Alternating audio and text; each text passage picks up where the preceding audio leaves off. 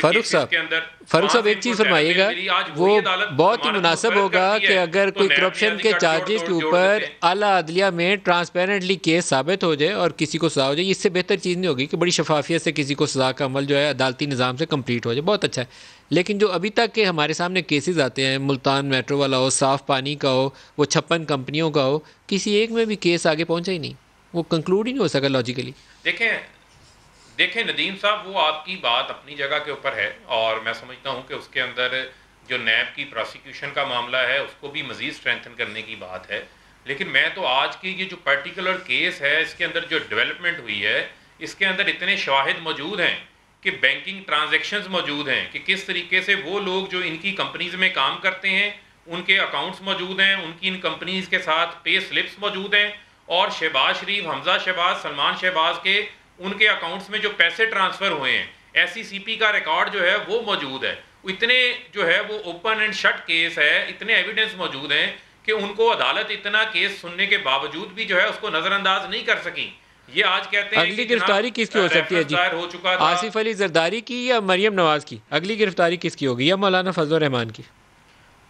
देखें, मैं तो ना तो कोई नजूमी हूँ, मैं पेशन गोई तो कोई नहीं कर सकता, लेकिन मैं समझता हूँ कि सबको केसेस का सामना है और जो खलबली नज़र आ रही है इनकी सफ़ों के अंदर, उसकी हकीकी वजह यह है कि 11 केसेस में तो रेफरेंस दायर हो चुका है। तोशा खाना केस भी जो है वो बड़ा अहम केस है और जो सिर्फ आसिफ अली जरदारी के जो केसेस हैं उन केसेस में अभी तक नैब 25 अरब रुपया जो है वो उन लोगों से जो उनसे मुंसलिक हैं उनसे अभी तक रिकवर भी कर चुका है, जो वादा माफ गवाह बन चुके हैं। किसी ने उसके अंदर प्ली बारगेन कर ली है, उसमें ओमनी ग्रुप का केस है, फलूदे वालों का जाली अकाउंट्स का केस है, जो तोशा खाना केस है जिसमें जरदारी साहब ने भी बहती गंगा में हाथ धोए हैं, जाते जाते एक BMW नवाज शरीफ साहब को भी दे गए हैं। वो भी केस अभी सामने आने वाला है कि जो बाहर से तोहफे तहफ़ मिले उन पे भी इन लोगों ने हाथ साफ कर लिया, वो भी आपके सामने है। तो मैं समझता हूँ कि इनका जो तमाम तर महवर है वो महवर ये है कि किसी तरीके तो आपको ये लगता है कि अगले 2-3 माह में ये दोनों तीनों बड़ी सियासी शख्सियात जो है इनको सजाएं हो सकती हैं, जरदारी साहब, मरियम नवाज, मौलाना फजल रहमान? देखें नदीम साहब, आपके इल्म में है कि एक सुप्रीम कोर्ट ने रिमार्क्स दिए थे